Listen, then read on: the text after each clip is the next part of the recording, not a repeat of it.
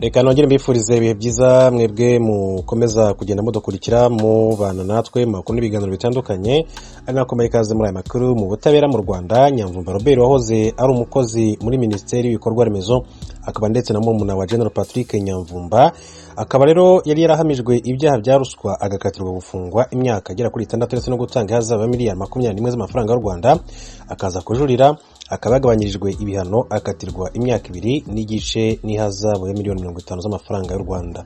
Nyamvumba Robert umuvandimwe wa General Patrick Nyamvumba yari yabanje kuburanishwa n'urukiko rwisumbuye rwa Nyarugenge, ari rwo rwari rwamukatiye igifungo cy'imyaka 6 n'ihazabu ya miliyari 21 ndetse na miliyoni 600 z'amafaranga y'u Rwanda. Aregwa ibyaha bya ruswa aho bivuga ko yatse ruswa ya miliyari 7 umushoramari w'umunyamahanga wari watsindiye isoko muri Minisiteri y'Ibikorwa Remezo mu Rwanda Minefra. Mu bujurire bwe yatakambira urukiko rukuru asaba imbabazi Perezida Paul Kagame n'abanyarwanda muri rusange. Yari yajuriye asaba kugabanyirizwa ibihano kuko yavugaga ko imyaka 6 ari myinshi ndetse n'ihazabu ya miliyari 21 ntaho yazikura kuko atarazitunga. Urukiko rukuru rwasomye icyemezo cyarwo rwavuze ko ubujurire bwa Nyamvumba Robert bufite ishingiro ku ngingo zimwe na zimwe rumuhanisha gufungwa amezi 30, no kuvuga imyaka 2 n'igice, ndetse no gutanga ihazabu ya miliyoni 50 z'amafaranga y'u Rwanda. Nyamvumba watawe muri yombi muri Werurwe 20 akaba agiye kuzuza imyaka 2 afunzwe, bivuze ko ashobora kuzarekurwa muri Nzeri uyu mwaka 2022. Umunyamategeko Maître Shema Gakuba Charles wunganiye Nyamvumba Robert yavuze ko nubwo bari basabye urukiko kumusabira igihano gitoya, ariko n'iki cyemezo ntacyo gitwaye. Yagize ati kuva ku myaka 6 n'ihazabu ya miliyari 21 ndetse na miliyoni 600 ukagera ku myaka 2 n'igice, nta mpamvu umuntu atabishimira ubutabera ati bwakoze akazi kabwo neza, nkuko umunyamategeko we yakomeje kugenda abivuga. Ni Maître Shema Gakuba Charles akaba ari we wagiye abitangariza itangazamakuru nyuma y'umwanzuro w'urukiko ngo kugabanyiriza ibihano uyu Robert Nyamvumba, murumuna cyangwa se umuvandimwe wa General Patrick Nyamvumba, nawe yahoze ari Minisitiri w'Umutekano mu gihugu mu Rwanda, gusa akaza guhagarikwa n'umukuru w'igihugu kugeza ubu ngubu akaba atari yakongera guhabwa izindi nshingano na nyakubahwa Perezida wa Repubulika y'u Rwanda Paul Kagame, ari nawe ubifitiye ububasha. Mu yandi makuru, abanyarwanda 8 birukanwe burundu ku butaka bwa Niger bagomba gusubizwa i Arusha nk'uko byagarutsweho. Leta Niger yanzuye burundu ko abanyarwanda 8 yari yarirukanye ku butaka bwayo mu mpera z'umwaka ushize bava bagasubizwa i Arusha mu gihugu cya Tanzania. Ku itariki ya 27 Ukuboza mwaka ushize, Leta Niger nibwo yari yahaye bari abanyarwanda 8 barimo abagizwe abere ku byaha bya jenoside n'abarangije ibihano, bari barahawe iminsi 7 yo kuba bavuye ku butaka bwayo ku mpamvu yise iza diplomasi nk'uko yabitangaje. Iteka kuri birukana byashyizweho umukono na Minisitiri w'Umutekano w'imbere mu gihugu ndetse no kwegereza ubutegetsi abaturage muri Niger witwa Hamadou Adamou Souley. Aba Nizigira Nyirazo Prote, Nzuwonemeye François Xavier, Niziryayo Alphonse, Muvunyi Tarsisi, Ntagerura André, witwa Nsengiyumva Anatole, Mugiraneza Prosper ndetse na Sagahotu Innocent. Biganjemo abahoze ari abanyapolitike n'abasirikare bakomeye ku butegetsi bwa Juvenal Habyarimana.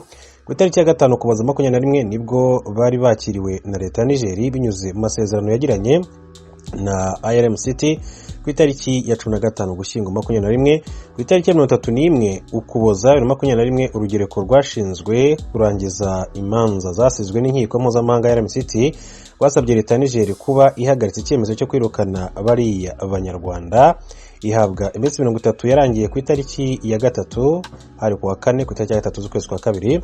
Sagahutu wahoze yungirije umuyobozi w'umutwe w'ingabo zikora ubutasi cyangwa se Batayo de Reconnaissance mu gisirikare cya Habyarimana, yerukaga kubwira BBC ko we na bagenzi be bari mu gihirahiro nyuma y'uko iminsi y'inyongera bari bahawe irangiye. Ati iyo minsi yarangiye, ati twebwe turaho turategereje icyo batubwira, ati twebwe nta bintu byinshi cyane dufite byo gukora, ati turi ahantu dufunze, ati nta kindi dushobora gukora, dutegereje ibyo bemeza, ati noneho bakabitubwira. Umwanzuro w'uko bari abanyarwanda bagomba rero kuva ku butaka bwa Niger washyizweho umukono n'umucamanza mukuru wa RMCT ishami rya Arusha witwa Joseph Masanche Chiyondo, ariwe wari washinzwe dosiye y'abari abantu Masanche yavuze ko umunyagambia witwa Abakar M Tambadou usanzwe ari umwanditsi mukuru wa RMCT agomba gutegura uburyo ki bari abanyarwanda bagomba kuva muri Niger bagasubizwa i Arusha ahari ishami rya ruriya rugereko kugeza igihe hazabonekera ikindi gihugu kibakira.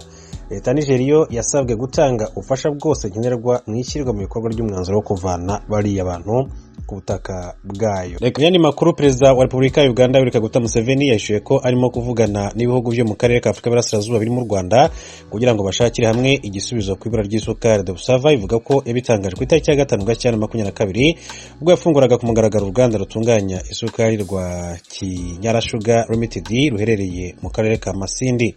Uruganda rukaba rufite ubushobozi bwo gusohora isukari toni 60 itunganyijwe mu gihe cy'umwaka, ariko Perezida Museveni avuga ko ruzongererwa ubushobozi ku buryo mu gihe kiri imbere ruzaba rushobora kugaburira akarere ka Afurika y'Iburasirazuba. Kugira ngo isukari izabone isoko, kuri igihugu yavuze ko bazashyirira imisoro ku masukari ava mu mahanga, anavugane na bagenzi be bo muri aka karere ku buryo ibihugu byabo byaba abakiriya. Yagize ati, nzavugana n'ibihugu byo muri Afurika y'Iburasirazuba kugira ngo bigure isukari yacu itunganyirizwa mu ruganda. Uti kandi twebwe tugiye gushyiraho umusoro isukari yinjira mu gihugu. Perezida Museveni yavuze ko ubu ngubu inganda zo muri Uganda zisohora toni 600 z'isukari ku mwaka, ariko imbere mu gihugu hakaba hakenerwa toni zigera ku 380 zonyine. Kugira ngo rero ikibazo cya toni 120 zisaguka zibonerwa isoko, yavuze ko arimo kuvugana na bagenzi be bayoboye Kenya, Tanzania ndetse n'u Rwanda. Yagize ati, abavandimwe bacu bo muri Afurika y'Iburasirazuba bagura isukari kubera ko iyo bakeneye ari nyinshi kurusha iyo dusagura. Ati, ndi kuvugana nabo, ndi kuvugana na nyakubahwa Uhuru Kenyatta wa Kenya, nyakubahwa Samia Hassan Suluhu wa Tanzania, ndi no kuvugana n'u Rwanda kugira ngo dukemure iki kibazo, nk'uko Perezida Museveni yagiye abigarukaho. Perezida w'u Burundi Evariste Ndayishimiye mu mpera zindi twaraye dusozereye yarabonanye n'urwaruka rwikorera ivyabo mu Burundi. Muri iryo huriro rigira kabiri ry'urwaruka rwikorera utwabo rugera ku 2,000 abaryitabiriye baragarutse kuri zimwe mu ntambamyi bahura nazo mu kazi kabo ka misi yose. Inkuru turazumenyesha makuru wacu Pierre Claver niyo nkuru ari Kigali mu Rwanda. Urwaruka rurenga 2,000 nibwo rwitabiriye ihuriro rigira kabiri ryabereye mu gisagara ca Bujumbura kuri uyu wa kane, rigenewe abakiri bato bikorera utwabo. Umukuru w'igihugu Evariste Ndayishimiye yitavye iryo huriro akanaryugurura ku mugaragaro. Yavuniye akagohe uwo rwaruka agwereka ibisata bitararonka ababishiramwo imitahe yagije. Amazi y'u Burundi genda wimbe ariho hose ucugira Rusengo uza gusanga ari amazi anyobwa adahinguwe. Shaka mufate i Dubai muze murabe iritiro y'amazi igugwa ngahe. Igugwa amahera aruta ayo we ugurira itiro ry'igitoro ngaha mu Burundi. Kubera ka Murundi arashora ayo mazi. Uburundi bumerako vyose bugaca bugira imvura, none kubera iki uburimyi butatubesha? Abanyamahanga bose bobuhurumbira. Ndabasavye ntihagire umurundi azosubira gutuka igihugu ciwe. Urazotuka umuntu muganto dutuka igihugu cyawe. Mu Burundi ni igihugu abasaza bo kwisi yose bashaka kuza kuruhukiramo.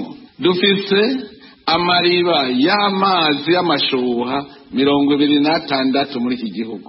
Nimwiyumvire twoyatunganya. Murazi ko ajya amazi ari umuti. Ndababazwa cyane n'abiyita abagwizatunga biribwa barimba ubutare bw'u Burundi babujana hanze kubugurisha ntitwigere tubona ihera ryinjiye mu Burundi. Rumwe mu rwaruka rwafashe ijambo rwashikirije intambamyi bahura mu migambi yabo yo kwiteza imbere no guteza imbere igihugu. Muri izo harimo amakori y'umurengera, kubura imitahe n'ibindi. Hoba exoneration ku matax kuba entrepreneur tukiri bashasha, kubera ko rimwe na rimwe usanga amatax cyangwa ama impôt ari menshi ku mu jeune entrepreneur agitangura. Hari ama entreprise ashobora kuvuka medisi une année ugasanga nta yagihari. Ntituvuze ngo mukureho, ariko mu myaka ya mbere murabe mudutezurire. Umushikiranganje w'ubudandaji n'amahinguriro Chantal Nijimbere arafise icahano rugwaruka kugira ngo rurengere izo ntambamyi, harimo kwijukira gukorera hamwe no gukoresha ibihingurirwa mu Burundi, made in Burundi. Mumenyane, mufashanye, mugire chance experience mushobore kuzamurana mwongere mushigikirane tukishorera twebwe nyene tugashorera ibyaranguwe n'urundi rwaruka bene wacu nta kibuza yuko n'imiburiburi ayo machips duhingura ayo maji duhingura none ko turi 60